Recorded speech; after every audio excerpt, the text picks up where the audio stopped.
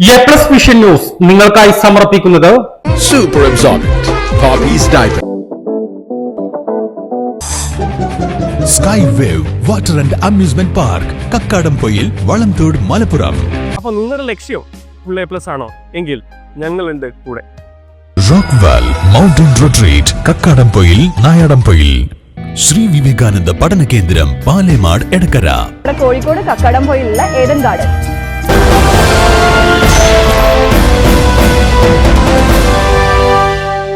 നിലമ്പൂർ ഉപതെരഞ്ഞെടുപ്പ് കോൺഗ്രസും UDFും സജ്ജമെന്ന് AP Anilkumar MLA. നിലമ്പൂരിൽ കോൺഗ്രസ് നേതൃത്വ യോഗത്തിനു ശേഷം സംസാരിക്കുകയായിരുന്നു അദ്ദേഹം.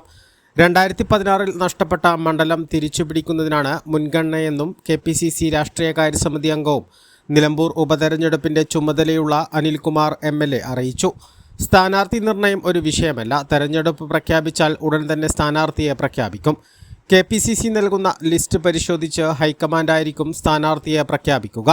തെരഞ്ഞെടുപ്പിൽ PV അൻവറുമായുള്ള സഹകരണം പാർട്ടി നേതൃത്വമായിരിക്കും തീരുമാനിക്കുക.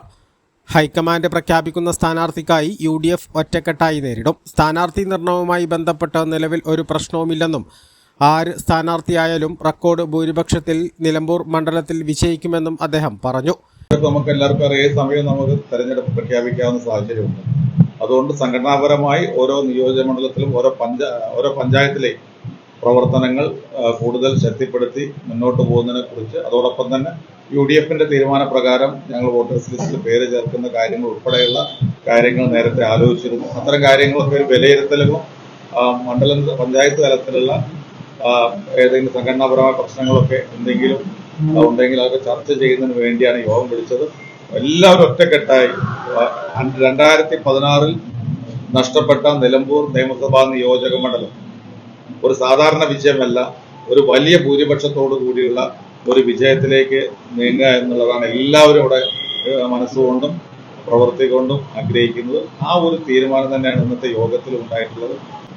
UDFനെ സംബന്ധിച്ചിടത്തോളം, കോൺഗ്രസിനെ സംബന്ധിച്ചിടത്തോളം ഉപതെരഞ്ഞെടുപ്പുകൾ ഇതിനകം കഴിഞ്ഞതാണ്. ഒരു സ്ഥലത്തും ഒരു പ്രയാസം ഉണ്ടായിട്ടില്ല.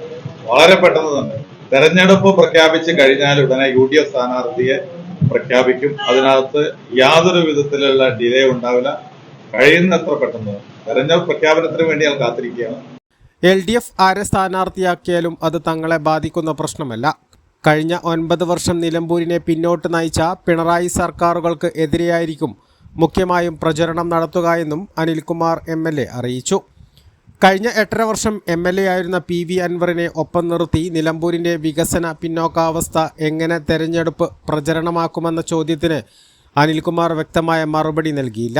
തെരഞ്ഞെടുപ്പിൽ എല്ലാ വിഭാഗങ്ങളുടെയും വോട്ടുകൾ ലഭിക്കുമെന്നും ആരുടെയും വോട്ടുകൾ വേണ്ട എന്ന് പറയില്ലെന്നും അനിൽകുമാർ MLA പറഞ്ഞു. അങ്ങനെയാണ്, എല്ലാ തെരഞ്ഞെടുപ്പും അങ്ങനെയാണ്. അതിന് പ്രോസസ് നടപടിക്രമമുണ്ട്. ആ നടപടിക്രമം അനുസരിച്ച് KPCC ഡൽഹിക്ക് ലിസ്റ്റ് കൊടുക്കും. ഹൈക്കമാൻഡ് വീണ്ടും KPCC ഇവിടുത്തെ സംസ്ഥാന നേതാക്കളുമായി ബന്ധപ്പെട്ടായിരിക്കും സ്ഥാനാർത്ഥിയെ പ്രഖ്യാപിക്കുക. അതൊന്നും നിങ്ങൾ അതിനകത്തൊന്നും ഒരു പ്രയാസം കരുതണ്ട. നിങ്ങൾക്കൊന്നും അതിലൊരു ആശങ്കയും വേണ്ട. നിങ്ങൾക്ക് അത്തരം കാര്യങ്ങൾക്ക് ഇലക്ഷൻ ഡിക്ലെയർ വരെ നിങ്ങൾക്കത് എന്ത് വേണമെങ്കിലും പറയാനുള്ള ഇതുണ്ട്.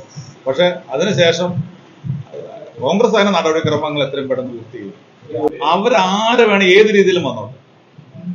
LDF ഇവിടെ ഏത് രീതിയിൽ സ്ഥാനാർത്ഥിയെ നിർണയിച്ചു കഴിഞ്ഞാലും അത് ഞങ്ങളെ സംബന്ധിച്ചിടത്തോളം പ്രശ്നമില്ല.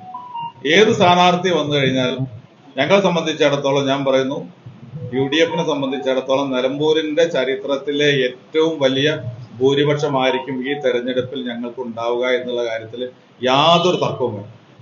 ഞാൻ പറഞ്ഞല്ലോ, PV അൻവറുമായി ബന്ധപ്പെട്ട കാര്യങ്ങളെ കുറിച്ച് നിങ്ങളെ പറയുകയാണോ എന്തൊക്കെയാണെന്നുള്ളത്? ഞങ്ങളെ കാര്യം തീരുമാനിക്കാനുള്ള അവസരം ഞങ്ങൾക്ക് തരണ്ടേ? നിങ്ങൾ തീരുമാനിച്ചു കഴിഞ്ഞാൽ ഞങ്ങൾ അംഗീകരിക്കാൻ പറ്റും. അപ്പോൾ PV അൻവറുമായി ബന്ധപ്പെട്ട കാര്യങ്ങൾ UDFന്റെ നേതൃത്വം തീരുമാനിക്കും. ആ തീരുമാനിച്ചു കഴിഞ്ഞതിന് ശേഷം വരുന്ന അത്തരം കാര്യങ്ങൾക്ക് മറുപടി പറയാം. UDF സംസ്ഥാന നേതൃത്വം അത്തരം കാര്യങ്ങൾ ഇതുവരെ പരിശോധിച്ചിട്ടില്ല, പരിഗണിച്ചിട്ടില്ല. അത് പരിഗണിച്ചതിന് ശേഷം നമുക്ക് ആലോചിക്കാം.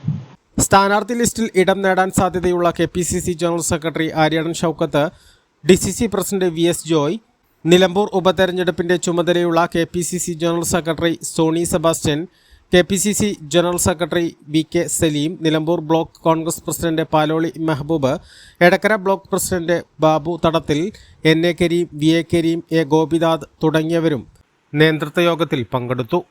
A+ vision, Nilambur. നിങ്ങളുടെ കുട്ടിക്ക് ഹിന്ദി അറിയില്ലേ, മാത്സ് അറിയില്ലേ, ഫിസിക്സ്, കെമിസ്ട്രി, ഇംഗ്ലീഷ് ഇതും പക്ഷത്തിലാണോ? എങ്കിൽ പേടിക്കേണ്ട യാതൊരു ആവശ്യവുമില്ല. ഈ വരുന്ന ഏപ്രിൽ 7 മുതൽ എ+ അക്കാഡമിയിലെ 8, 9, 10 ക്ലാസ്സിലെ കുട്ടികൾക്ക് വേണ്ടിയിട്ടുള്ള വെക്കേഷൻ ക്ലാസ്സുകൾ ആരംഭിക്കുകയാണ്. ഈ ക്ലാസ്സിന്റെ ഏറ്റവും വലിയ പ്രത്യേകത എന്ന് പറയുന്നത് ഓരോ സബ്ജക്റ്റും അത് തുടക്കം മുതൽ കൊടുക്കും. അതായത് എല്ലാ സബ്ജക്റ്റിനും ബേസ് കിട്ടി പഠിക്കുന്നതുകൊണ്ട് തന്നെ കുട്ടികൾക്ക് ഫുൾ A+ എത്താൻ ഈ ക്ലാസ്സിൽ സഹായകരമാകും. അപ്പോൾ അഡ്മിഷൻ ആരംഭിച്ചിട്ടുണ്ട്. വളരെ പരിമിതമായ സീറ്റുകൾ മാത്രമാണുള്ളത്. അപ്പോൾ മറക്കണ്ട, ഏപ്രിൽ 7 ക്ലാസ്സുകൾ ആരംഭിക്കുക. ഉടനെ അഡ്മിഷൻ എടുക്കുക. അപ്പോൾ നിങ്ങളുടെ ലക്ഷ്യം ഫുൾ A+ ആണോ? എങ്കിൽ ഞങ്ങളുണ്ട് കൂടെ.